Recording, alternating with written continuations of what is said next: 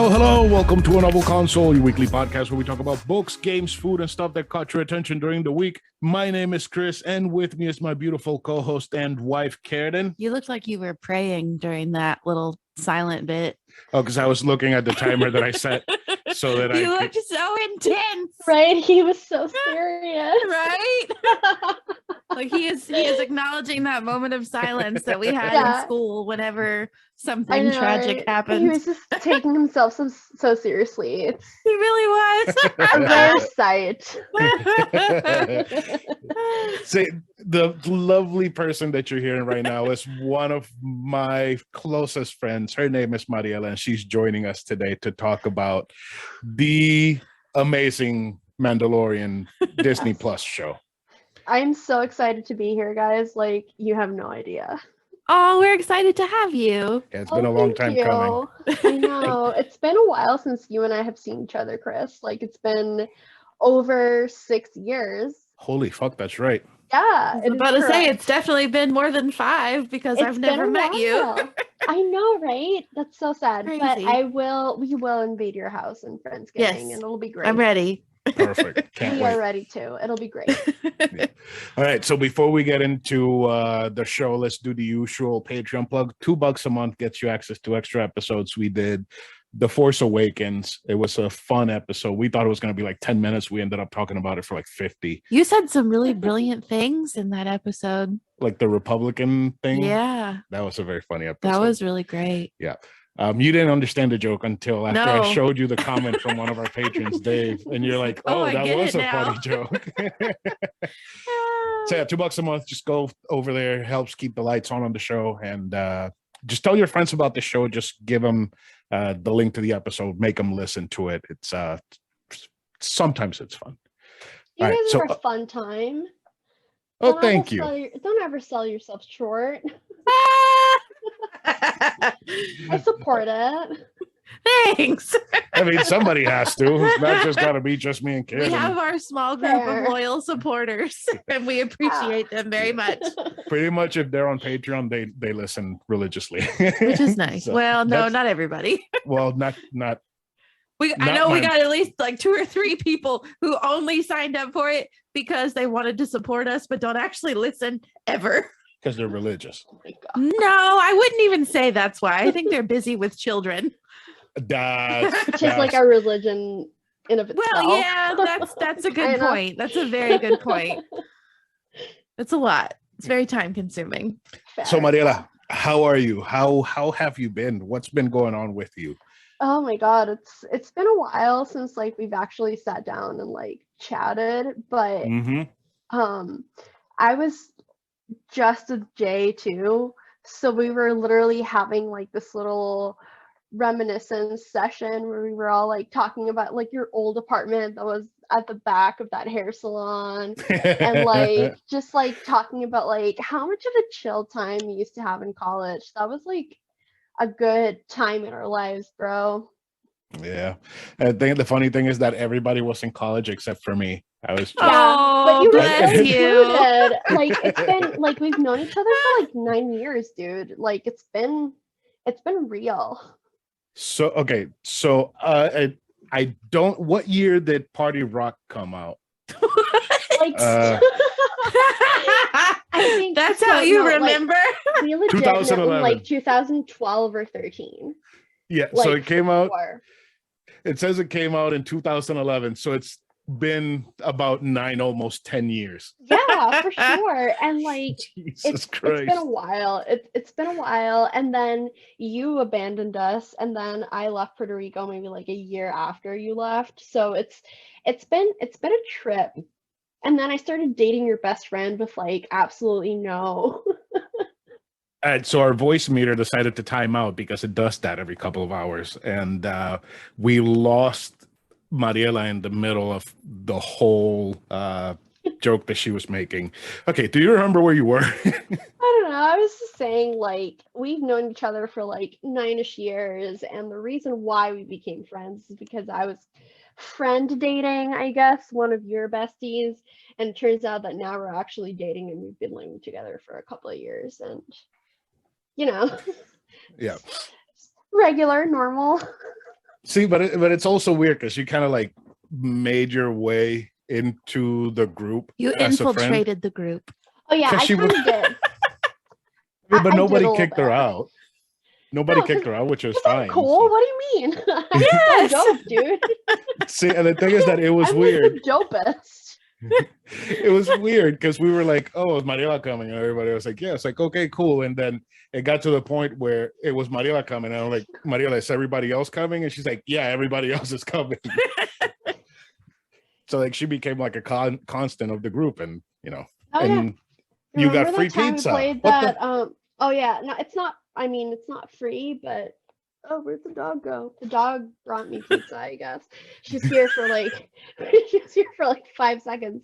No, but I remember that like we used to hang out at our apartment a lot for like the last couple of years before you left, and it was just like we were just there and we would just not do anything. We would just sit there and talk about absolutely nothing and smoke cheap cigarettes and eat cheap food. And sometimes we'd sit there in the dark because the hair salon person would like shut off the lights on us, and we would just like sit there in the dark, in the backyard, just like life, guys. Like life and life. Like life and life, because we're like in our 20s. So what else is there to talk about? Yeah, but like life. They were fun times, though. It was fun times. Yeah, I missed that apartment. That was a good apartment. Yeah, so Karradyne saw it, and she's like, "You live back there." Yes, he showed me that apartment, and I was like, I think we would have had to stay in my place all the time. Mm-hmm. I don't think I could have stayed there. No, it was like in hindsight, it's a good apartment. Like it's like we had fun times, but also like, bro, were you okay? Did you need help? Oh, it was cheap, and I was living by myself. I was fine. Living by yourself with your dog, you don't need anything else. Exactly. Yeah, just friends playing video games and showing up at 12 a.m. in your apartment with no notice. I guess that's fine. It was fun. It was perfectly fine. It was a ton of fun. It was a fun time. But like I haven't seen you in probably like actually seen you in person in like 5 years, which is wild because we used to spend so much time together like in person that just thinking about that just makes me feel like what the fuck?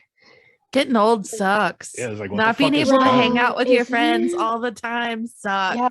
Adulting kind of sucks, but I am happy that I will see you in Thanksgiving and you will get to spend time with like my obnoxious self, and that'll be great because there's no point. It'll just be great, period.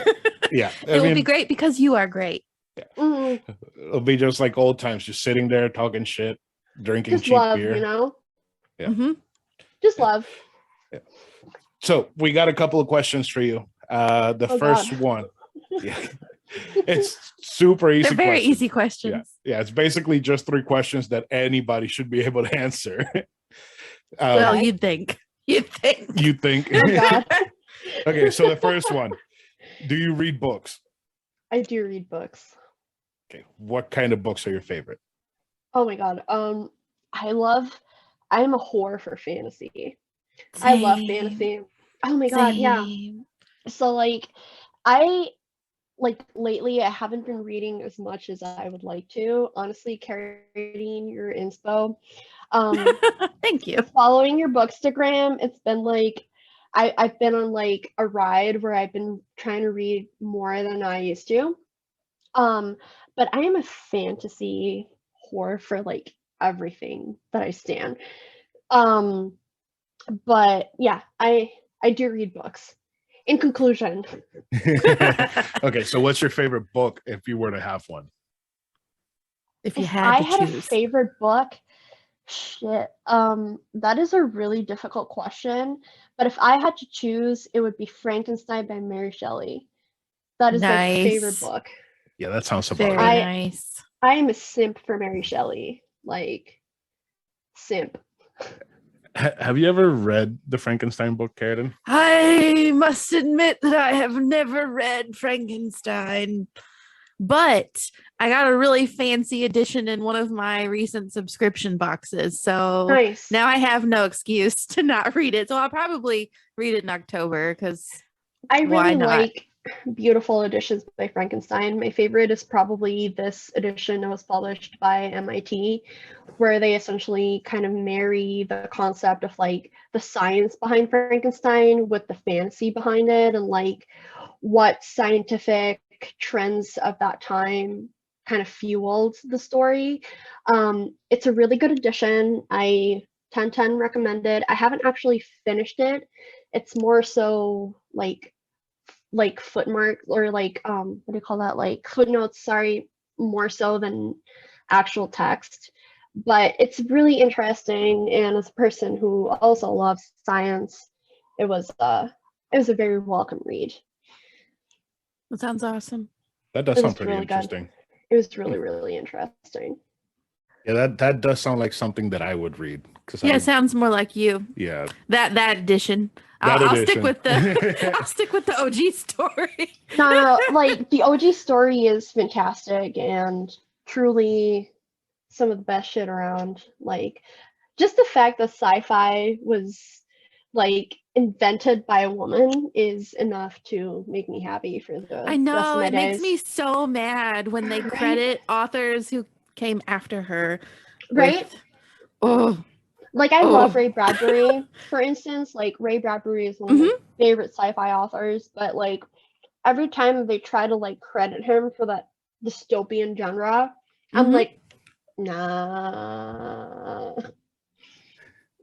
He's good, but no.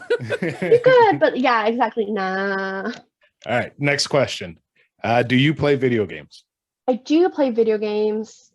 I guess not as much as I used to.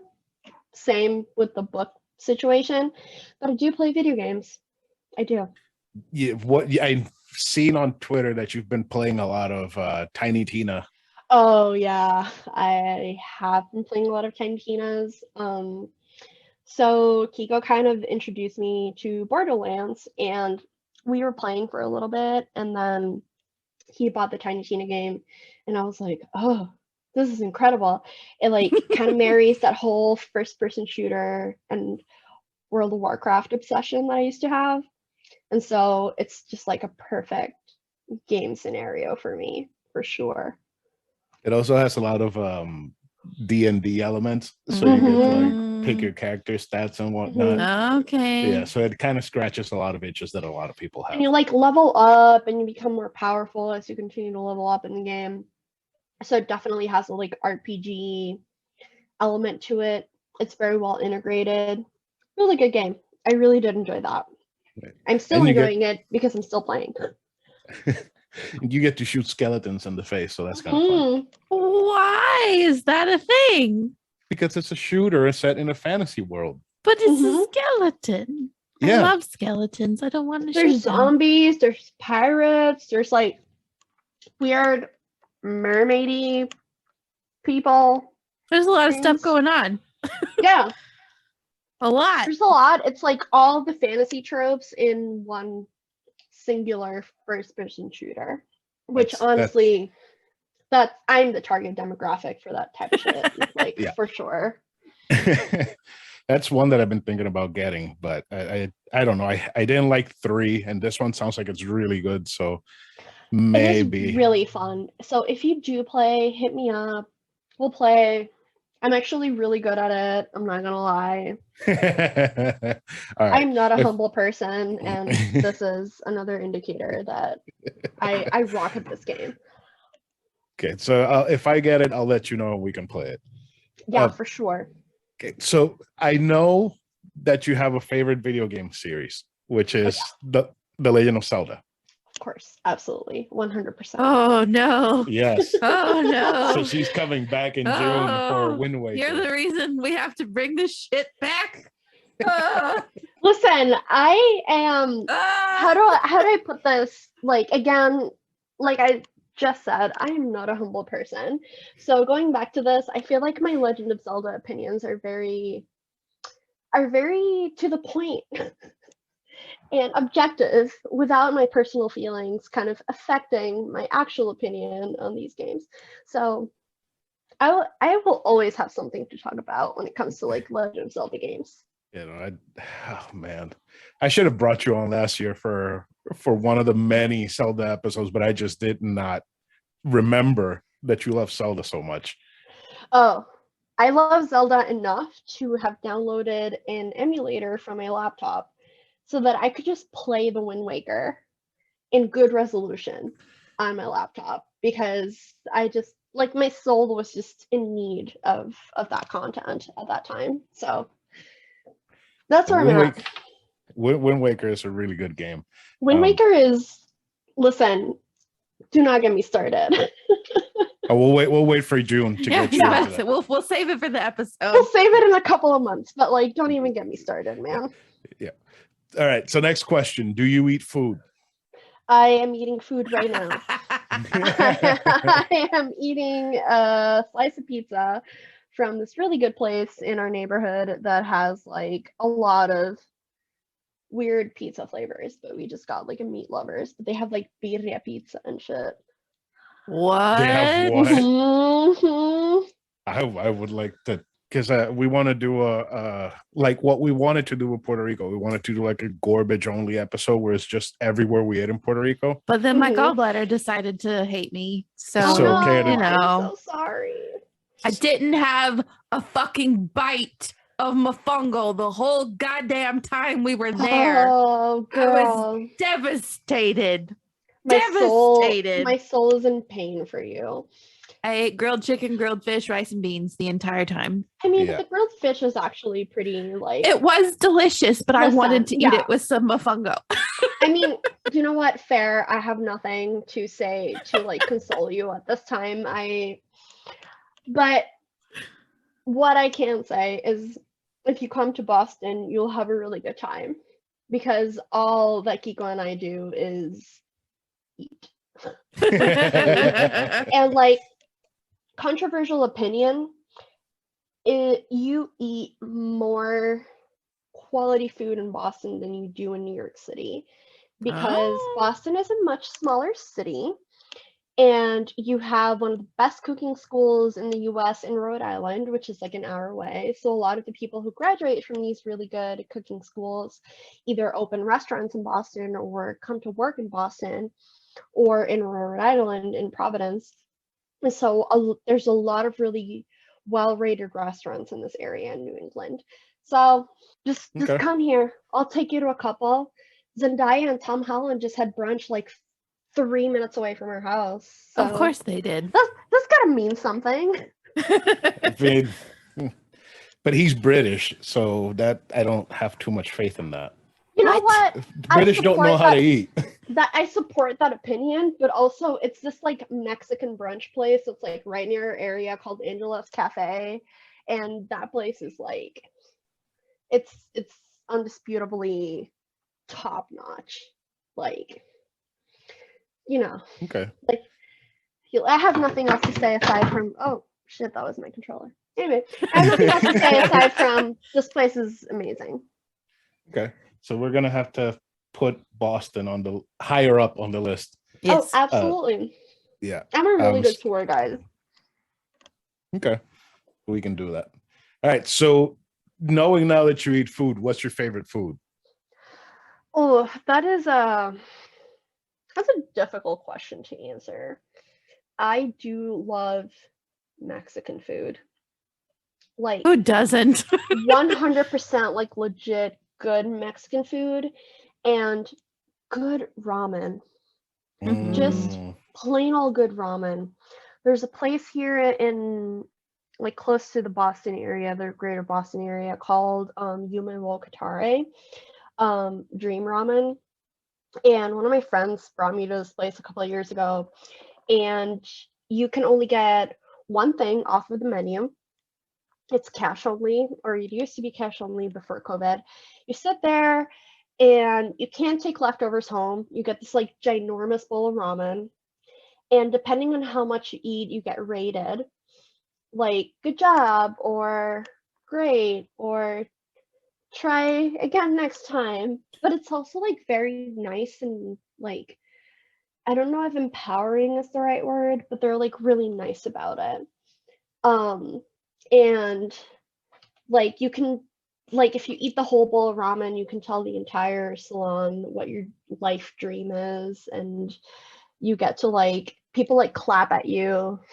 It's like a really wholesome experience. That's And really interesting. And the ramen is like top notch. Like I've never had better ramen than at that place. That sounds awesome. Yeah. It's also really weird. Have you managed to finish a bowl of ramen there? Once I got a perfect a couple of weeks ago. And that was the first time that I got a perfect since I've been going there. And I first went in like 2018 or 19. This was my first perfect, and I was so proud of myself. It was great. It was fucking great. I ate the whole thing. It was a dream come true, I'm not gonna lie. I have no doubt that you would get a perfect every single time. Me? Yeah. Oh, Kiko has gotten a perfect like 3 times, and I feel like you and him, you guys would have a blast. It's very rare that you do not clean your plate. It's very rare that you do not drink the broth out of the bowl to leave a completely empty bowl. Yeah. Very rare, unless it tastes bad. Unless it tastes bad. What Super Saiyan, yeah. Super 3. Yeah, God, we won't talk about that again. No, we talk this thing where they ask you if you want delicious garlic on your ramen, and if you say yes, he'll put like this mound of like garlic on top of your ramen that is like so good. I have no words to express how good that shit is. It is like delicious, but like beyond that, if that makes sense. Like just like some like a step ahead of delicious. It's yeah. Garbage. Can we go now? It's garbage. It's more of a feeling than a flavor. It's god tier garbage then. It's like it is god tier garbage. Yeah. No, definitely. If you guys ever come here, like that is a place that I will default take you to. Like you guys have no choice. We're not gonna complain. No choice. I'm like, we're going to this place on this date, and there's no say, no choice. That is perfectly fine with me. We would not fight you on that. No, definitely not. Great. I love that for us. It's already going well. So we do the sex toy of the week. This week. Is it another Star Wars sex toy? It's not a Star Wars sex toy. Okay, good. I was so afraid you were going to pull out some fucking Grogu sex toy or something, and I was going to be devastated. So this one. I know, you can't defile him like that. This one was sent in. This one was sent in by Mariela. She's like, oh, this is a toy that I want you guys to talk about. So this is the Masters Series Pleasure Poker Textured Glove. What? So it has 5 fingers, and each finger has a different phallic shape. It looks like a dishwashing glove. It does. So what is a dishwashing glove? You know, the big plastic gloves that you can wear to wash dishes if you get extra pruny hands. It looks like those. Thing? Yes, my mom bought me a pair one time because I complained about how pruny my hands were getting, and she's like, "Here, use these gloves." I was like, "Oh man, I gotta wash them." I thought pruny hands were like a natural process of like. Some people get extra pruny hands. Or you can be like our friend Marla, who's allergic to something in like most soaps, and she just like destroys her hands every time she washes dishes. Yeah. Don't her hands like start bleeding? Yeah, she has to use special hand soap and hand sanitizer because her hands get super, super crackly, and yeah, it's real bad. She suffers. Yeah. Damn. Gotta use special shampoo and everything because her skin is so sensitive. She's allergic to some obscure thing that's in like every soap. Yeah. Holy shit. Oh my god. I feel so bad for your friend. So she would use gloves that look like this. So the glove is black. It's made out of silicone. It's safe for like all of your holes. Exactly. So it can be used during male masturbation, female masturbation, or with a partner. Okay. Finger add texture to penetration. Well, that's written weird. Finger add texture to penetration. Makes jacking off or hand jobs more exciting. Fun and simple couples toy. Can be used with water-based or silicone lubricant. Listen, water-based lubricants are important. Don't let anybody tell you otherwise. So the product description. The textured glove is so versatile that it may become a staple in all of your sexual experiences. So many ways to use. Finger, stroke, massage, spank. Spank. Spank with like a dick glove. Like, you imagine somebody just slaps you across the face and you go into work with like one of those gloves. A dick-shaped bruise on your face. Oh man. Each of the 5 fingers is uniquely shaped for a range of sensations during anal or vaginal insertion. Oh boy. Smooth and tapered, bold ridges, penis shape, raised nubs, and bold or subtle ribbing. Okay. The palm has a zigzag. Like a toy commercial.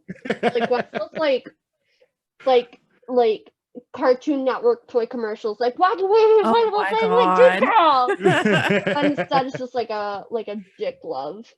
A dick glove. Okay, so let me see here the reviews. It has a 2.9 out of 5. Oh shit. Oh, that's a little sad. That's real bad. Out of 38 global ratings. So the first review is 1 star. Worthless product, misleading advertising. This product is not the durable rubber construction it is portrayed to be. Oh, instead, shit. It is an extremely soft blob of silicone that sticks to itself. Blob. It sticks to itself? Tears easily and does not keep its shape, which is a must for the expected benefits. I just want to know, like, what does it turn into if it doesn't keep a shape? I mean, I guess stick to itself. Play-Doh. I don't know. On top of that, the items arrive a day or two after I had to leave town due to a death in the family. Oh no!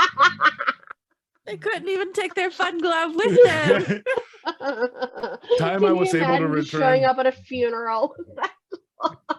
just wearing the entire funeral that your dildo glove is sitting on your front porch and somebody might take it. Like Michael Jackson or something. I died. I was able to return home and check out the product. 30 days had already passed. By the time, I'm guessing is what he's trying to say. I contacted the seller hoping they would understand my extenuating circumstances and make an exception to return the item to the return time limit out of compassion. What is this dude saying? But they failed to do so and have not responded effectively to my communication. Ew, why would you return that? So the next one, poor quality. Neat idea, but broke with first use. Would be great if made with different or better quality material. Okay, like, so what speed were you using, man? Right? Jeez. All right, so here's a 3-star. Fun, but use cornstarch or some kind of powder. What? But I want cornstarch up my... I'm guessing so it doesn't sweat and start chafing. Imagine like having like... So like put cornstarch all over your hand? I'm guessing before you put it inside the glove? So like your hand is sweating and you put it in the glove and then you can't take it off. Or you might get like chub rub between your fingers. Ew. What the fuck? Should have read the reviews better. Definitely need cornstarch or some kind of powder just to put it on or take it off. Which reminds me of the Friends episode where Ross had to like put some sort of powder. Yes, to put the leather pants on. Yes. Then he put like baby powder all over his legs or something like that. Take them off. Oh, Can you imagine just like putting it out on a Saturday and then being at work on a Monday with the dick glove? Like, hey. No. I put cornstarch on. I don't want to explain that one. No, I'm good. Yeah, I'm I'd cut my good. hand off. I'm not gonna lie. Wow. Wow. It has a lot of ratings. It has 38 ratings, but only 1, 2, 3, 4, 5, 6 written ratings. Most are 1 stars. There's 2 3 stars, and one of them is in Japanese. Oh, So I have no idea what it says. Let me see if I can find Google Translate to see what they say. So it is. well, it can detect language for you if let's you just do the text paste language. I feel like Etsy is a little smarter. Yeah, so it's Japanese. The gloves are so small that it's best to try them without touching them. What? What? What does that even mean? So, like, would you buy one of those little hands that they sell at like The baby joke hands? shops? The baby hands. Oh god. So the glove. Weird baby. No. Oh man, even just saying it makes me feel a little disgusting. You should look up if there are baby hand sex toys. No, don't do that because we'll get flagged and we'll get arrested. Don't look it up. We already had the baby nipple clamps. Yeah, that's true, but you know, I forgot about that. Okay, don't Google it. I found 5 stars from Etsy. The one that I like, great addition to finger banging. Career, guys. Great addition to finger banging my sub, fits tight, and she loves it. Okay. Oh, awesome. Good for them. Wow. Etsy has about the same amount of reviews. About the same amount of score. No, actually 377 reviews, 4.5 stars. What? 377 people own a glove that has different phallic shapes on all 5 fingers. Just think about that. That dick finger. Where are they? What are they doing right now? Okay, so there's gotta be something definitely different with Etsy. Let me see here. Can so with Amazon, for like an iPhone while wearing that glove? That's a good question. Oh dear, does it have the sensor thingies on the fingers? So yeah. Can you like do like the fingerprint? I die. I die. But it's just like your unique glove dick print. So it's 1668 on Amazon, and it is 2760 on Etsy. It looks like the Etsy. I bet you it's a cheaper better. Version on Amazon. I bet you. It might be. Okay, super adorable. More cheaply made. Obviously, it is the price is cheaper.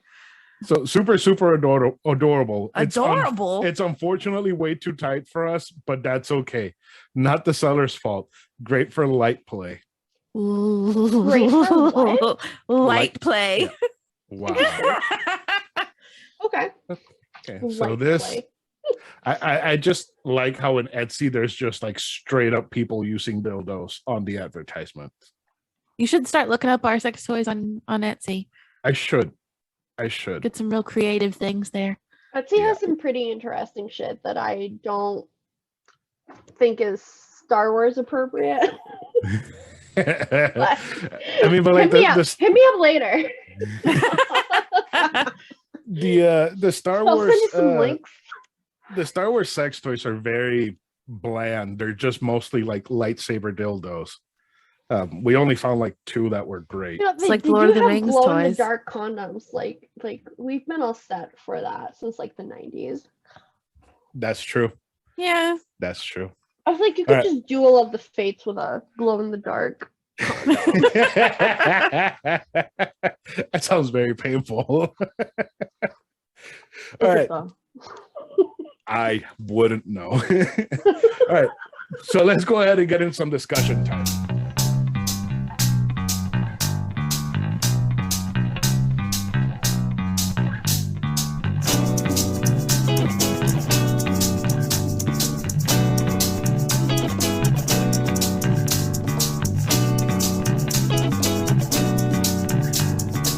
All right, for this week's discussion time, we're talking The Mandalorian.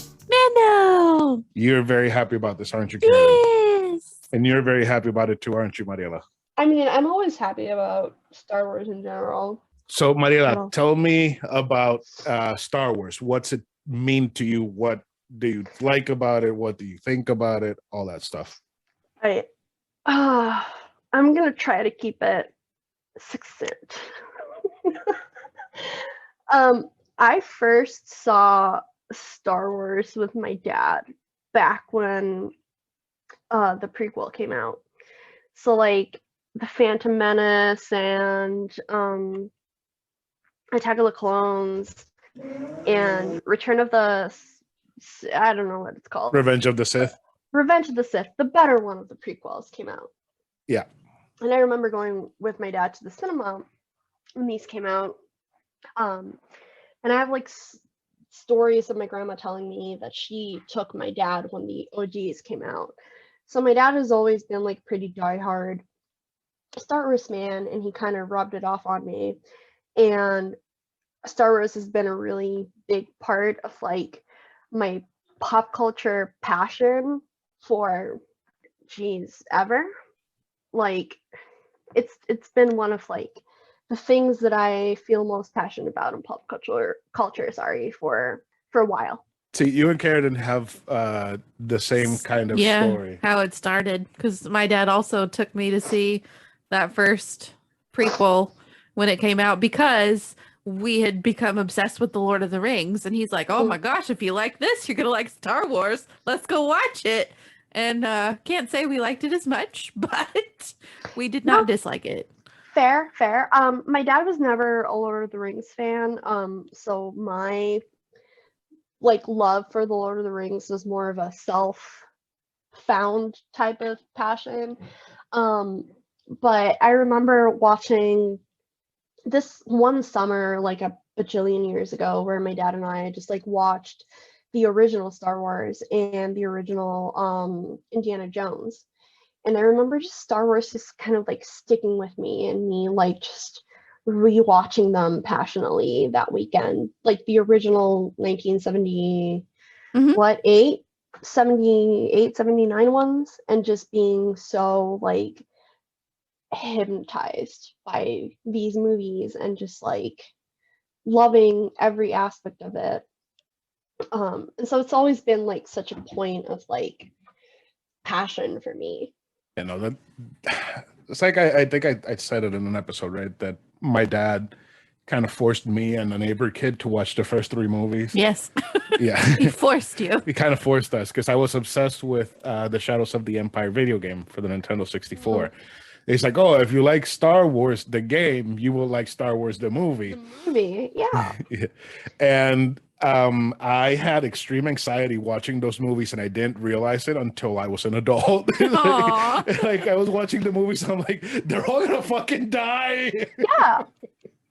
And like I think a point of like passion for my dad was just also that political discourse from Star Wars, and that being such like a point of passion for him when I was growing up, that he just wanted to share with me how this ideology from pop culture could be applied to real life when it comes to like, you know, Puerto Rican politics, and how the discourse kind of like can or could happen or has happened at some given point in that fight for like Puerto Rican freedom and all of that.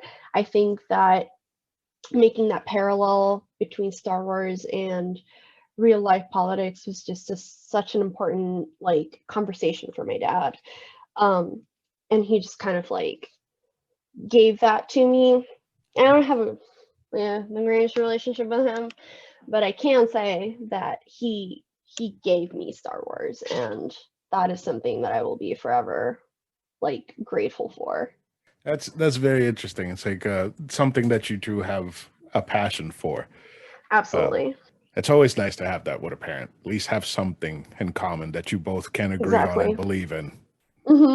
Now, getting to the Mandalorian, I don't know what I expected the show to be. Honestly, I had no idea what to expect. I know a Star Wars shoot, bounty hunter killing laser beams. Show is fucking awesome. So, Karradyne, tell me, what do you think about the actors? The actors? Yes, like Pedro Pascal, He's the actor my boyfriend. that portrays one Grogu. of my many boyfriends. Oh my god, I love him. He's like perfect. He's perfect. He's so perfect. So beautiful. God, he's wonderful. Everybody's wonderful. I mean, Moff Gideon is like the most terrifying person ever. He was perfect. I totally understand why everybody was going to take pictures with him yesterday at MegaCon. And I thought the casting was great. But yeah, Pedro. No, Pedro Pascal is like, he has a really special place in my little heart. I don't see it. Why? I mean, he's cool. He's cool. He's great as Mando. But you see it with Oscar Isaac. Isaac? No, I think Oscar Isaac is like at the same level as Pedro, but I think he's icky. I don't know why. By comparison, I think he's icky. But I think they're both fucking beautiful. I think that they're both perfect in their own way. I just like every time that I think of Oscar Isaac, I remember him in Ex Machina and how I thought the character was, despite its flaws, and how hot I think he is in literally everything that he shows up in, and he has no flaw. Karradyne did. Ex Machina was a traumatic experience for me. Lots of trauma. So much. I love that movie. Nope. Big nope. I love those like sci-fi movies that like literally just mind fuck you. That is probably one of my favorite tropes in the world. No. Except for artificial intelligence. Fuck that movie. AI? Fuck artificial intelligence. Was that the one with Will Smith? That's the one with Haley Joel Osment. Yeah, no. That's wait. The one that at the end the aliens show up and the robot. Is that Haley Joel Osment? I don't remember the end of that movie. I just know that he was like a little robot kid and he felt abandoned and he had some artificial abandonment issues and that should give me anxiety. And I was like, fuck artificial intelligence. Fuck this movie forever. What was the Will Smith artificial intelligence movie? iRobot. iRobot. Oh, I actually didn't enjoy that movie, but AI, I reiterate. With the amazing Alan Tudyk. AI. My mom wouldn't let me watch AI, and I'm grateful now that she wouldn't let me watch it. Yes, I'm grateful to your mom. I wish that your mom had told me to never watch that movie because what the fuck? Oh dear. I have like PTSD from that fucking movie. Jesus Christ. All right, so I think like the breakout actor from The Mandalorian is definitely Grogu. Oh, absolutely. Grogu is everything. Karradyne says that Karradyne says that if she has a baby. If I could have a baby that was like Grogu, I would have a baby. You know what? I absolutely 100% agree on that. I feel like if I could spawn a child that looked like Grogu, I would have like 3 children already. Like already. All the babies. Like you could be hearing the children gurgling like Grogu in the backdrop right this second. Just eating macaroons and frog eggs. Just eating pizza or something. I don't fucking know. Yes. But yeah, absolutely. Tell your 200%. Mom that if she can figure out how to engineer this, we will give her all of the grandchildren she could ever want. Correct. 100%. No. You're not on board for the Grogu babies? I'm not on board for any type of baby. I barely want Luna. About this. I used to think like this about cats. I was like, if I could just have a baby that looked like a regular cat, I would have like 25 of those right now. But considering that real babies don't really look like kittens, then I'm not interested right now. You know, cats are just so self-sufficient, and babies and children and teenagers and even adults are not exactly self-sufficient. Like, why would you have one of those when you could have a cat? You know, like yes. This could be like a whole different episode. Like I could just talk about cats for like 2 hours, but that's not what we're here for. But we could get your. I could. We could get your stepmom Karradyne in to talk about the cats. How about for the cat could be a episode, threat. we have Marla, Mariela, and Mickey, the triple M's for the cat episode. For the cat episode. Because we're going to read the Warriors books. Have you read those with the I have not. But I did work in cat medicine for 2 years. I have a lot of shit to say, man. With how you feel about cats, I haven't read them yet, but based on everything I've heard, I feel like you should read these books. They're very simple middle grade reads, so you could breeze through them. I appreciate that. But we're going to read these books. We're going to go to a cat cafe, and they're going to play, what's the game? I don't remember. It was some cat game. What? I don't You and Marla picked it. Kittens or something? It was like a kitten explosion There's a cat or something. Game on the Switch. Was it that? Really good. It might. I don't know. It might be. Maybe Calico or something. No. I'm sure. Calico. I'm sure Marla will let us know what the cat game is. So, I wasn't expecting Grogu at all in the show. It was it was really cool to see in the egg for the first time that there's a little baby from Yoda's species. And we didn't watch this show until what? It was we started watching it after had season 2 already come out, I think, maybe. I feel like we immediately started watching season 2 when we finished. Then it might have been. Yeah, I think it was already. So we already knew about Grogu and everything that would happen leading up to it, more or less. Right? No? It's all fuzzy now. I mean, I do have a lot of feelings about the show that don't have a lot to do with Grogu, even though I'm absolutely obsessed with Grogu. Like, I own a pair of jeans that have Grogu printed on them. Like, I love it. It's that sick. Like, I should talk to my therapist about this. But I think it was more so the continuity and how they kind of linked this new story to what Dave Filoni had already done with the Clone Wars and Star Wars Rebels. And just the fact that, again, he just gave it continuity and he gave depth to a lot of like story that had been kind of hanging out in the air after Rebels ended.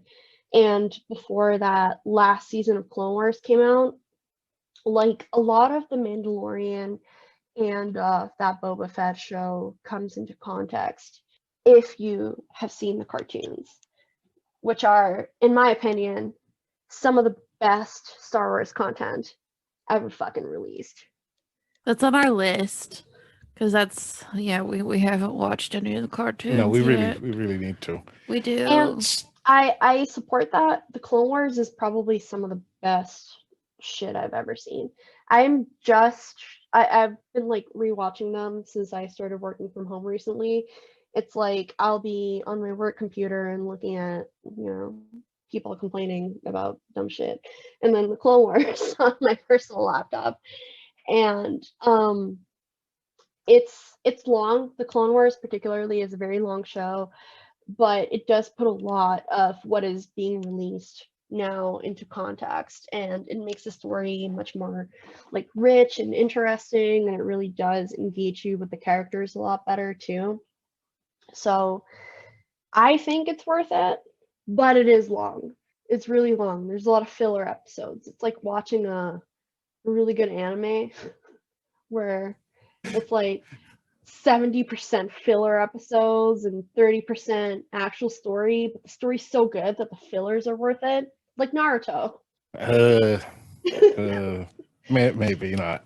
Maybe not like Naruto, because Naruto does have some really bad filler. I was about to say, you're saying that to someone who doesn't really care about Naruto at all. Yeah. So if you like Clone Wars, Karradyne, then maybe we should watch Dragon Ball Z. Fuck no. I'm good. I'm good. No, I am never going to voluntarily. Wait, no. I take that back. There is only one situation in which I will voluntarily watch anime. Lord of the Rings? Yes. Oh, God. That Rohirrim anime, I am all over it.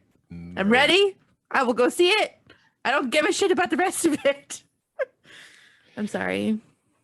No, I don't even know about this. I'll text you about this later. Yes. So, okay, so spoilers for the show, and these are going to be pretty heavy spoilers. I mean, it's been out for a hot minute, so just don't spoil Boba Fett. Okay, so when, and this is for the Boba Fett show. I just said don't spoil Boba Fett. Oh, I didn't hear you. Because it's a lot more recent. Okay, spoilers for the Boba Fett show, despite Karradyne's look at here, y'all. protest. Like, where are you living? Fucking Boulder? So I remember you, Mariela, being very upset at Luke in Boba Fett because he gave Grogu the ultimatum of you either pick the armor or you pick the lightsaber. Only a Sith deals in absolutes. You know what, Karradyne, correct. That's exactly what I thought. And it was just like this whole dichotomy of like, since the Clone Wars, what Dave Filoni has been doing is questioning that rigid Jedi Order structure.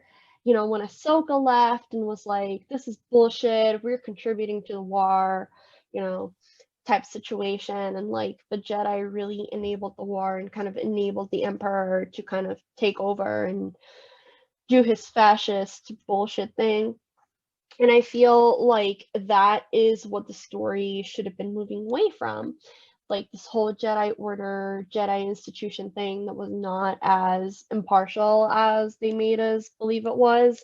And then Luke kind of taking that side was a little shocking for me, but it also made sense for me in the context of like his relationship with Kylo in the new movies, of like Luke kind of trying to follow in these footsteps of like the Jedi Order and how black or white it was, no in between, no like, you know, possibilities or no like gray areas, and kind of like pushing him towards the dark side ultimately.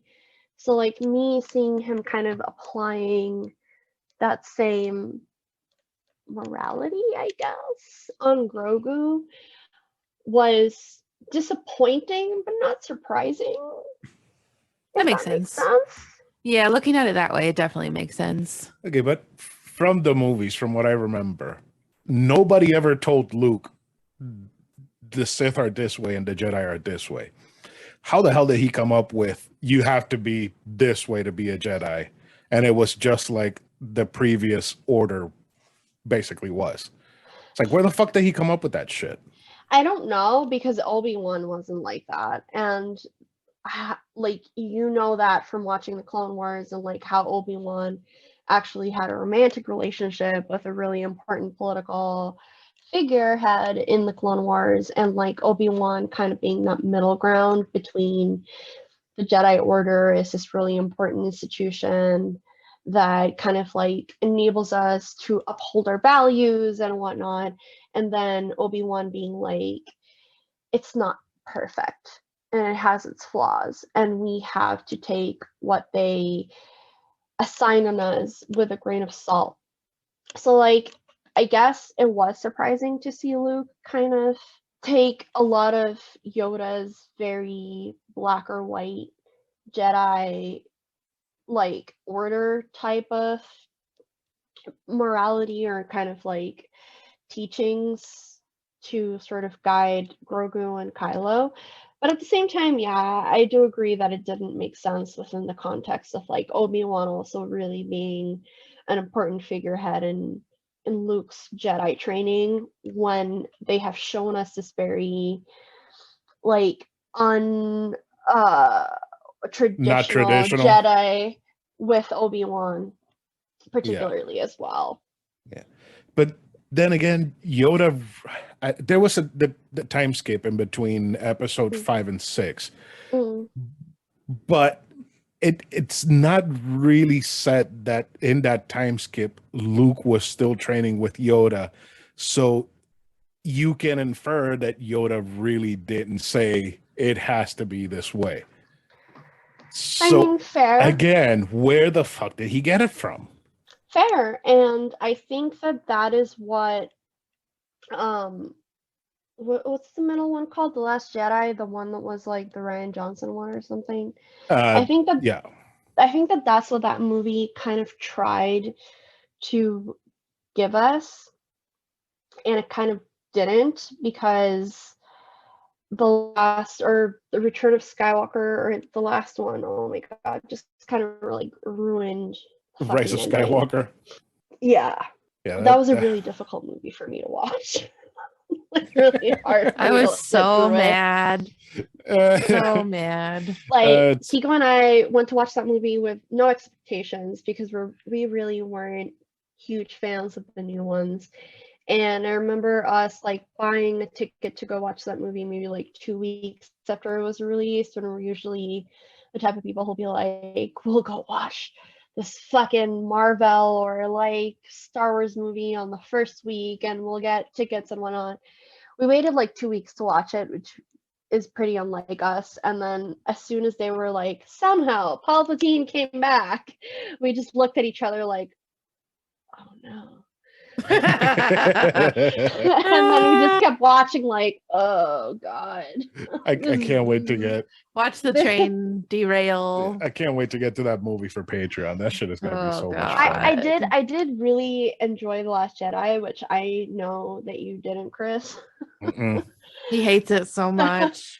Personally, I did, but it's still like, it's that whole like WandaVision type of story all over again, where like the creator or one of the writers and directors of the show didn't really watch or read any comics related to Wanda, and then just decided to participate in Multiverse of Madness. And there was just like such a disconnect between the character that happened at Multiverse of Madness and the character we had in WandaVision. I feel like it was kind of the same predicament that a lot of the characters that we see in The Mandalorian, in the new Star Wars movies, and then the ones that Dave Filoni gave us during the cartoons, there's like such a like disconnect, because no one took the time to watch the Clone Wars or Rebels and sit down and make a fucking movie. Yeah, okay, I can see that. Not knowing the little bit that I know about Clone Wars, yeah, there's it's just like somebody's like, oh, I get to do Star Wars, let's go do that. Exactly. And like, you know, doing Star Wars is probably like such a really cool thing for a lot of people, because like it's such a big thing in pop culture that a lot of people probably say yes, and then they're like, it just like, how we say in Spanish, que se te va de las manos, like it just it just slips out of your hands. Becomes bigger than you. Yeah, it becomes bigger than you and what you are capable of as like a creative person, without actually being familiar and immersed in the rest of the universe that a lot of the fans really stand behind on. Now, Karradyne, I haven't heard exactly what you think about the story from The Mandalorian, including Boba Fett. I think it is the most perfect, other than Rogue One, thing in the Star Wars universe. The most perfect. I mean, it's just so like, it's so well done, and I feel like there are no open holes, because like when y'all were talking just now, I always think about that damn bit in that second, whatever the hell it's called, The Last Jedi. Is that what we decided it's called? Yeah, The Last Jedi. Okay. I always think about the damn little children in the gambling place who were like Jedi children, and that's never addressed again, ever. I'm like, nope, there are no loose ends in these beautiful shows that they've created, and I appreciate that. And there are definitely no loose ends in Rogue One. Jesus Christ. No, Rogue One is perfect, because Rogue One also ties into the Clone Wars and Rebels. So like Rogue One becomes even more relevant and even more like, oh, holy shit, when you watch these cartoons. Like, that's nice. It becomes even more of a rich, important story in the universe. And so, like, again, personally, I enjoyed The Last Jedi because I feel like it was trying to move in the right direction. And then with the Return or whatever Skywalker, I can't remember. Rise of Skywalker. Yeah, that one. That one just kind of like took a big ass shit on the precedent that they were trying to set in The Last Jedi, which was trying to move away from the story, from the Skywalker story, which is obviously very central to the plot of Star Wars. But as Star Wars has become a thing that is like bigger than itself and bigger than what it initially was, the story tends to move away from the Skywalkers and become much more interesting the further away you move from the Skywalkers. Yep. And the more you start to focus on the actual rebellion and the actual political conversation that happens throughout Star Wars. And I feel like the movies failed to address that, and shows like The Mandalorian and Boba Fett kind of address a little more closely and make the story become important and engaging again. Yes, because I remember going into The Mandalorian and being surprised when we didn't see any of these familiar faces. I'm like, okay, are they never going to show up? And then I realized we don't need these bitches. We don't need them, right? This is such a good story without these people. Yeah, and it's like, yeah, we like the Skywalkers, and we see them in the entire fucking trilogy. Yeah. It's time for them to go. Prequels, and it's like, yeah, this is it. And then Carrie Fisher died, so like we can't really talk about her part in being the chosen one. So it doesn't matter anymore. Yeah. Give me something else, which is why I'm so excited about stories like The Mandalorian and the new Ahsoka show that's coming up. Even though Ahsoka is not a new character necessarily, the depth and the like spotlight that they're giving to her right now is really important to the story in the context of the cartoons and in the context of the fact that the people who created the cartoons are the ones who are spearheading all these new Star Wars projects right now. See, I a lot of people hated Boba Fett because I don't understand why. I don't know why they hated it, because I don't know what the fuck people were expecting that they would hate Boba Fett.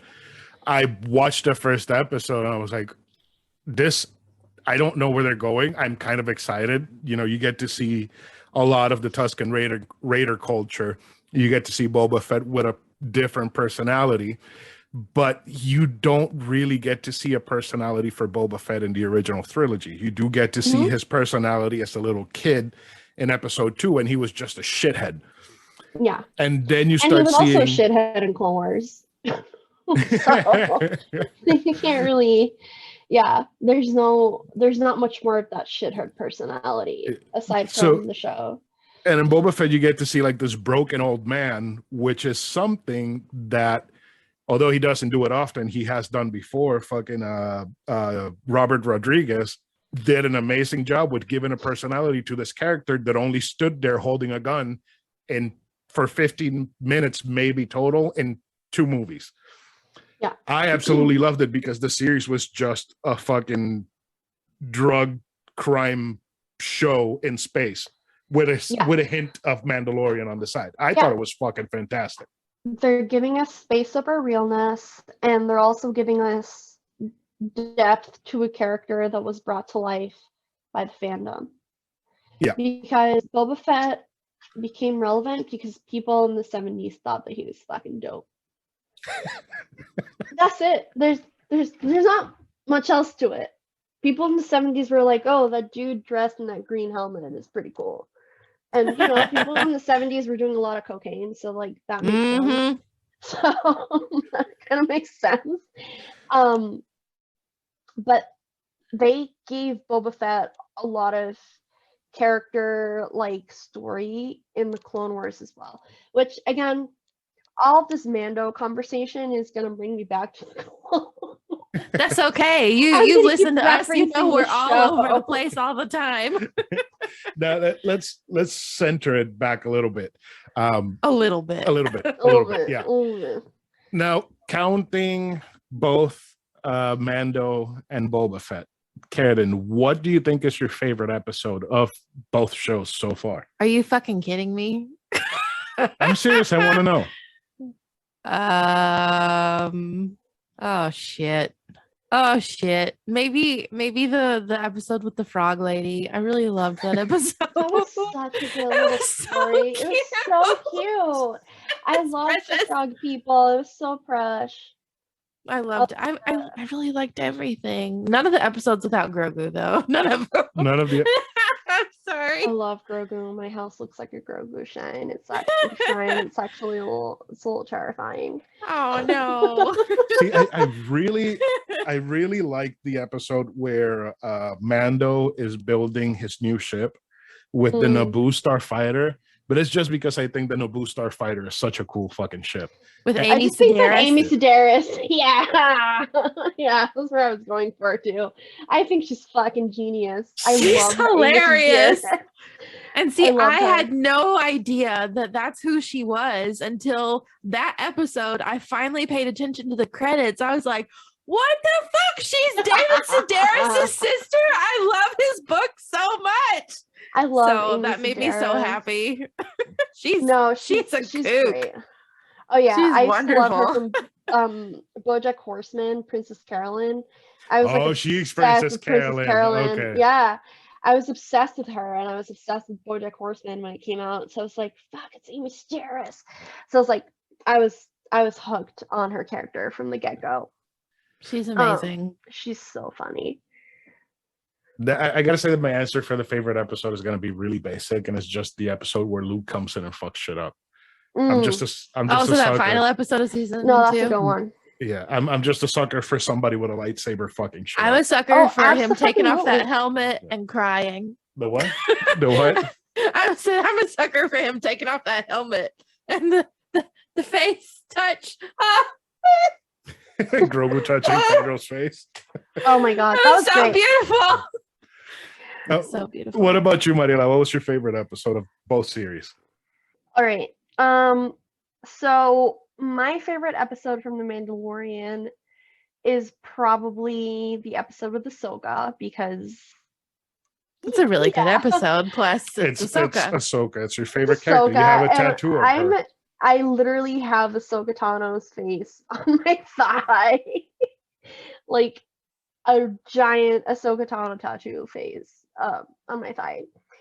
And I think I really like that because it really ties in that story and that relationship between her and Anakin and how much it devastated her to realize that he was Darth Vader and how much she contributed to the rebellion.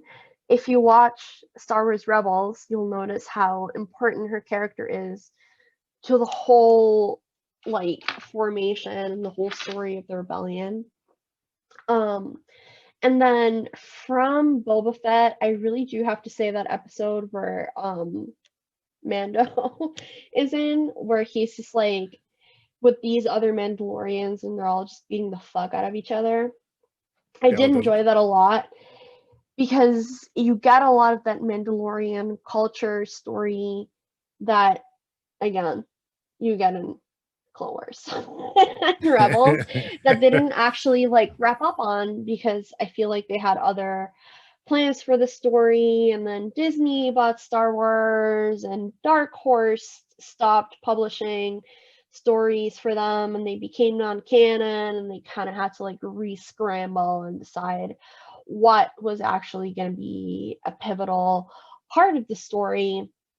And I think at that time when they were kind of trying to regroup and trying to decide what we were going to pay attention to in terms of that story development, I think that the story about the Mandalorians and how Boba Fett came to be one of these cool looking characters in the 70s that people were like, yeah, it's this green dude in a helmet, to this whole culture that has a really significant meaning to the Star Wars story, and how that integrates into all of the shows and the cartoon, and how Dave Filoni really developed and made that story grow and become so important and so beloved for a lot of Star Wars fans.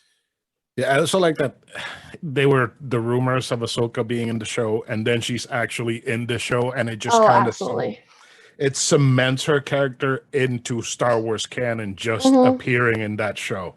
it kind of was, like hair racing. Like it gave people the chills because it's like this character that everybody loves. It's now tangible. Yeah.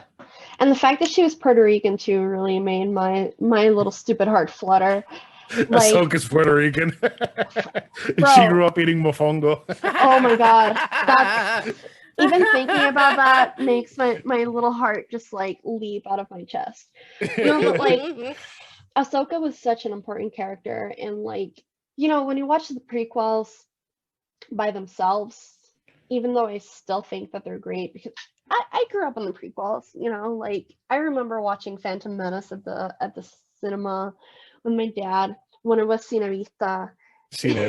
Wow. In Macau, and the floors were sticky, and you got a bucket of popcorn, and it was disgusting. And I remember going to my dad to watch that movie, and I remember how much of an imprint it had on me. And then I remember being like 16 and watching the Clone Wars for the first time when I finally started a Netflix subscription. And I didn't watch it when it originally came out on Cartoon Network because I didn't grow up with cable, but I remember watching it after and being completely hypnotized by the story and how much sense Anakin's transition into the dark side makes. How much sense it made with the context of like his Padawan being taken away and his Padawan making sense of how fucked up the Jedi Order was for like reasons, like even when she was wronged and she was trying to get actively kicked out of the Jedi Order, she was like, no, wait, I'm not going to come back. This is fucked up. We've enabled this whole Clone Wars war. And how like Attack of the Clones comes into like much better context with the show standing behind it. How much more the new Disney movies come into context with those shows standing behind them. And now how Dave Filoni being given the liberty to do The Mandalorian, how much it stands behind all of the shit that he's been building since like 2003. It's like that's a very long time. It's like I didn't realize how much patience a lot of Star Wars fans like me have been having since the Clone Wars story came out to see it flourish and grow into the story that The Mandalorian has become and that the Boba Fett show has become, because those stories don't make sense without the context of those previous Clone Wars and Rebel stories that Dave Filoni kind of spearheaded a couple of years ago. I think we should probably watch Clone Wars now. We've been saying we need to watch Clone Wars. Yeah, but now that I hear Mariela saying all of these stuff about how it makes so much more sense and about how deeper it is, like, okay, now I want to watch it. Let's catch up on Tournament of Champions and then switch gears. No, the only thing I have to say about the Clone Wars that is like my advice to you guys and the rest of humanity that maybe hasn't seen the show is that there's a lot of filler episodes. There's a lot of like up until like season 3, it can be a little difficult to watch in the sense that there's not really a lot going on. It's just like episodes that are action packed. It's kind of like one of those shows that you watch that is just like something happens in the episode and it gets resolved within that same episode and then you don't really hear about it again. So that's kind of like what the show is for like the first like 3 seasons. And then if they start moving away from that, like this was meant to be for children to now being like, oh, it's actually the adults or the older teenage kids who saw the prequels that are actually our demographic now. Let us move the story away from that single episode story climax resolution in 20 minutes to like an overarching episodal arc. Yeah, exactly. Yeah. I've seen that Plo Koon episode so many fucking times. The one that's all red. Yeah. I hate that episode so much. Plo Koon is badass. Plo Koon is awesome, but that fucking episode drove me batshit. because I have to see it so many times, and it's so red. It's like he's stuck in a ship next to a red star, so everything in the episode is fucking red. Oh, that's if a I lot. had to, honestly, if I had to recommend like a specific episode to anyone for Clone Wars, I would definitely tell you to watch the episodes where they're stuck in a planet, which is like the brother, the sister, and the father, and they are all meant to represent the different aspects of the Force. And it's Ahsoka, Obi-Wan, and Anakin, and then these three like mythical figures in this planet that is meant to represent like the Force, and how it kind of sets this like the stage for Anakin to become who he becomes, and how the expectations for the Jedi that Anakin was during this episode arc kind of makes him develop into the villain that we know him as. And it's a really, really good episode arc. Okay. And it can be watched by itself. Like, you don't necessarily need to watch the rest of the show to watch this episode arc. You can essentially just watch it on its own. We should definitely start watching that sometime. Yeah, we can watch all of it. I mean, we ran out of things to watch after Modern Family. Well, really Modern Family, because cooking shows, I don't feel it doesn't count as television because it's not plot based. It's just you're educating yourself. Yes, we're learning what to have for dinner. Exactly. You're like learning what type of cupcake you can make. I've just been watching a lot of Great British Baking Show lately. Learning how to blacken a steak. How to blacken the steak. That's like an important life skill. That's not like an important pop culture thing to do. Exactly. Okay. All right. Please so let's get back to the Mandalorian. I just got one more question. Karradyne, where do you want to see the show go after in the last Boba Fett episode? More Grogu all the time. Grogu. Everything. I want to go see them run through all the planets together and frolic around in fields of happiness. But I also want to see more Chrysanthemum or whatever the fuck his name is. Yeah, him. He's cool. He is definitely cool. I want to see them fight more people. Those fights are fun. Yeah. The fights are fun. Yeah, absolutely. They've done a really good job of making it feel like an old school samurai movie. I'm for that 100%. See, I didn't feel samurai movie. I felt more Western. Yeah, like a samurai Western. It's like Clint Eastwood meets Seventh Samurai from like, I don't know, what is it, the 70s or the 80s or whatever, whenever that movie came out. Yeah. But where would you like to see the show go? I want to see it move towards just the whole Mandalore war. And I want to know what the fuck happened, because, and this is me going on like a weird conspiracy theory dive, but the first person to have the dark saber was Bo-Katan, because Sabine Wren from Rebels gave Bo-Katan the dark saber, because they thought that Bo-Katan was the rightful ruler of Mandalore, because she was the sister of the actual person who was the ruler of Mandalore before that all like fell for a lot of reasons, and I kind of don't want to spoil it for you, but her sister was kind of Obi-Wan's like girlfriend, and it was like a whole thing. But how did the dark saber come into possession of Moff whatever, Giancarlo Gideon character, yeah, Moff Gideon? How did the dark saber come into possession of him? Because the last person to have it was Bo-Katan from Clan Kryze in Rebels. That story from Rebels is never resolved, because Rebels ends where Rogue One kind of takes off. So the last story arc from Rebels is how this group of insurgents, it's not that they obtain the plans to destroy the Death Star, but they know that the Empire is building a weapon. They don't know that it's Death Star, but they know the Empire is building a weapon. They know that the Empire has these plans to like destroy something on a large scale, and so they are towards the end, they're fighting to find out what that is. And so Rogue One is a story of like how they find the plans, right, to destroy the Death Star. So Rebels kind of ends with the story of how they figured out kind of that it was the Death Star and what they were going to do to fight against it. But there's no resolution, technically.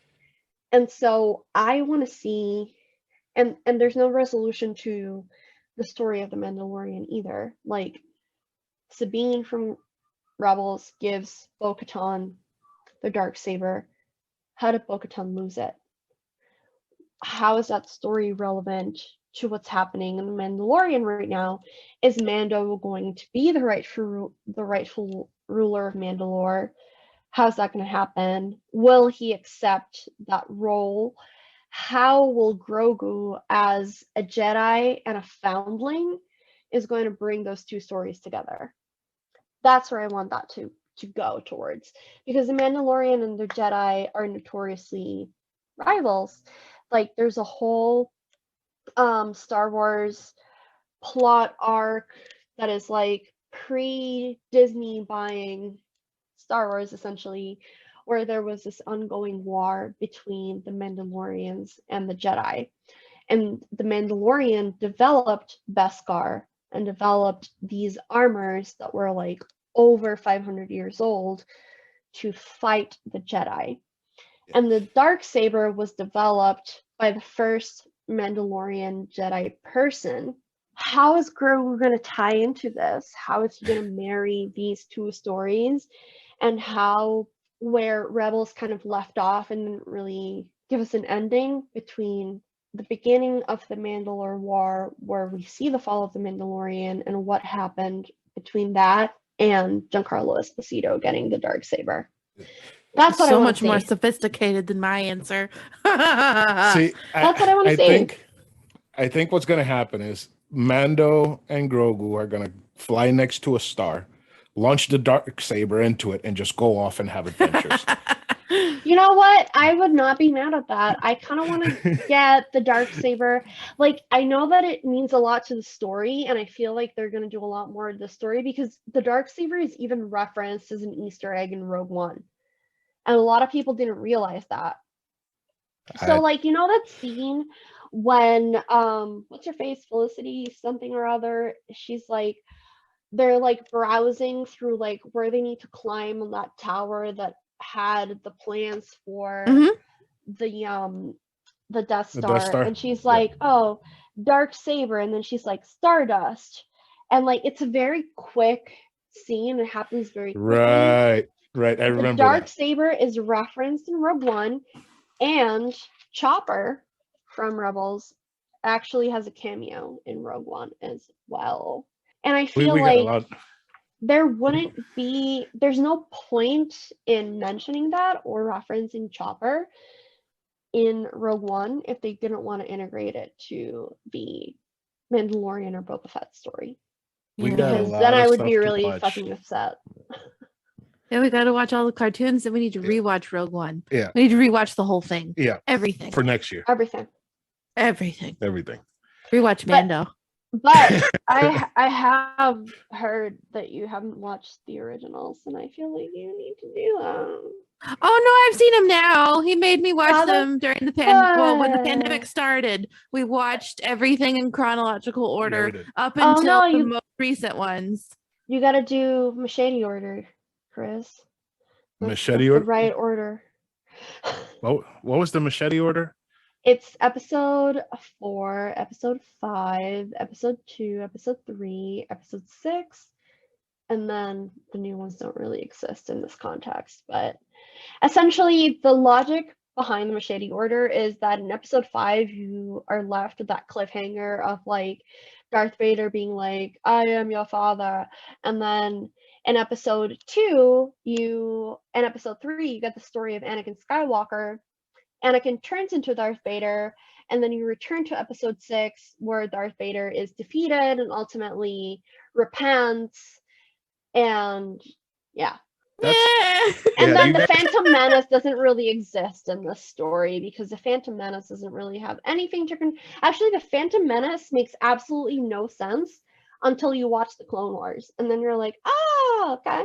Good Lord, we got so much watching we need to do for next year. Oh boy, it's gonna take us all year to do it. All right, so that being all said, it's safe to say that we all love Mandalorian and it's so good. Boba Fett and Star Wars and Clone Wars. Mariela more so than us. Just because we don't have any context yet. Yet. You know what? You will be believers like I will, and then you'll have absolutely every collectible. Oh boy. That's a lot. Kidding. I was about to say that's a lot of stuff. Listen, complete change of not complete change of subject, but a couple of years ago, even before like The Mandalorian came out, Mattel released this like Ahsoka Barbie looking doll, and she was like $30, and my friend got it for me for my birthday back in like 2017 or something, or 2018. She is $500 now. Holy shit. And I am very grateful I never took that fucking doll out of the box, because whenever we are poor, I know you can sell where that I'm getting bitch. emergency money from. Yes. Holy cow. Yup, it is insane. Wow. Just one item is worth like 5 games of mine. There were so many Ahsokas at MegaCon yesterday. Yeah, there were. So many. There was a really good one in front of us for the while we were waiting for pictures. Yeah, that one was really good. Yeah. I have Valentine's Day one. I have Valentine's Day. Oh, she's so cute. That one is I know. adorable. Kiko got her for me. I love it. So, do you guys want to give The Mandalorian a score based on how much fun it is, or what it adds to the story, or whatever? Out of what? Let's say there's 9 movies, right? Out of 9. I'd give it a,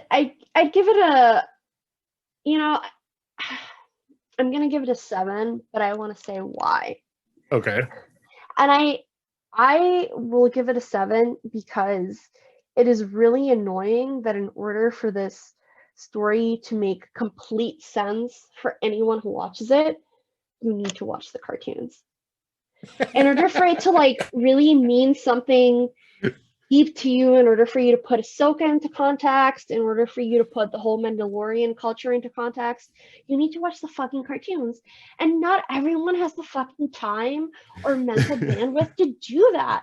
And it's like, I feel like a lot of pop culture is moving towards that whole, like, you need to watch the whole multiverse of this one thing for it to make sense to you. And I think that that's pretty fucking annoying.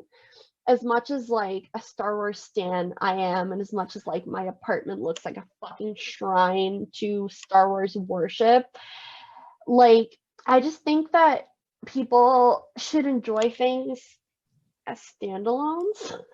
And I feel like we're not being given the opportunity to do that lately. That makes sense. Yeah, that tracks. What about you, Karradyne? Oh shit. Oh boy. I'm gonna give it an 8.5. Why? I'm only taking away 0.5 points because I was really bored at the beginning of Boba Fett. No, I did my attention did not get caught when Amando came in. I got my attention was caught before that, so don't look at me that way. But you got to admit that first episode of Boba Fett was just like, what the fuck? What are they doing with this? It was a little bit slow, but then it started making sense afterwards.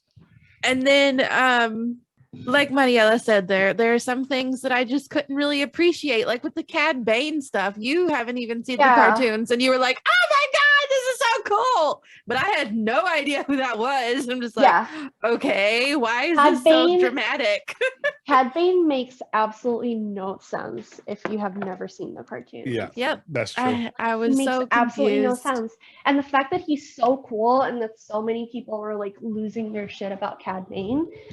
is it makes no fucking sense if you've never seen the cartoons, because he's like he's actually a really, really cool character. But one of the things that had me kind of frustrated about the whole story was that he doesn't make sense if you haven't seen the cartoons. And that's not fair. I don't know, man. Like, as much as I enjoy something that's like made for a super fan like me who's literally seen fucking everything, it was just like, that's why I can't give it like a 9 out of 9 score.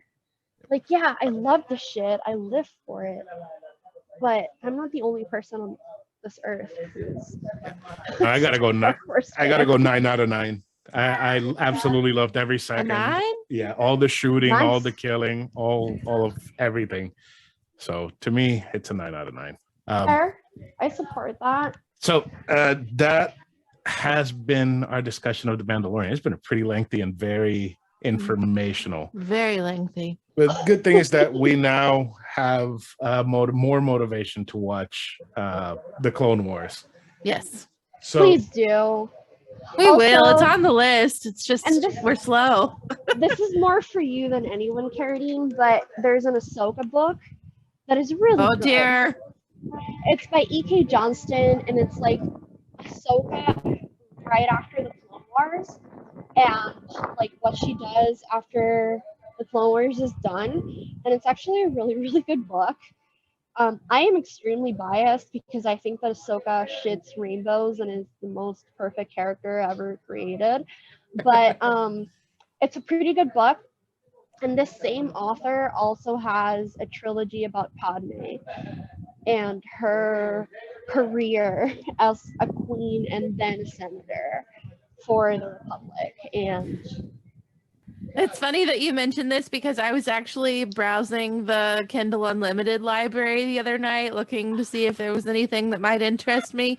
And the Ahsoka book was there. I was like, maybe I should read that. well, But then I didn't add it.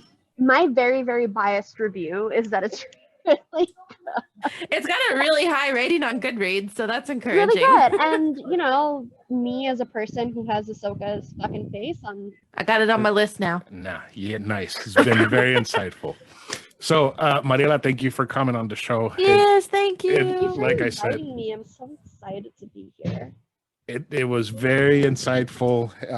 Like I said, we got a new purpose with Star Wars now. We're gonna see you for June for the Wind Waker episode. And is there anything that you want to promote, to talk about, to add on, whatever, anything at all? No, I don't have anything except love your cats and dogs. Oh. I love it. And don't ask me pet questions. Oh no. See, when Luna was having the teeth issues, I was like, which one's the best food to give her? And she's like, this one. Sorry like, for okay. asking you pet questions. I mean, you know what? It's fine. I love all of my friends' pets. I wish that I could just like save all of them. But Oh, I really do want to meet your dog. She's so fucking cute. Like, she's the sweetest little Ewok baby. I'm so excited to see you guys on Thanksgiving. I have nothing to promote aside from like your own podcast, which I think is pretty cool. And I really want to Thank you. car and while I'm working, now that I work from home. And All right. So that's it for this week's episode. Remember that our art was done by Metamorphic. You can find her on Instagram. Her link is in the show notes. And do you want to say goodbye, Karradyne? Goodbye. What about you, Mariela? Do you want to say goodbye? I have nothing to say aside from goodbye. I love you, Chris. I miss you. I miss you too. Yeah. Hopefully Thanksgiving is going to be as much fun as it was back in Puerto Rico. Oh my God, yeah. I can't wait to see you guys on Thanksgiving. And thank you so much for having me. It's been a true privilege. Of course, thank It's been you. a ton of fun. All right. Well, goodbye, everyone. Goodbye. Goodbye.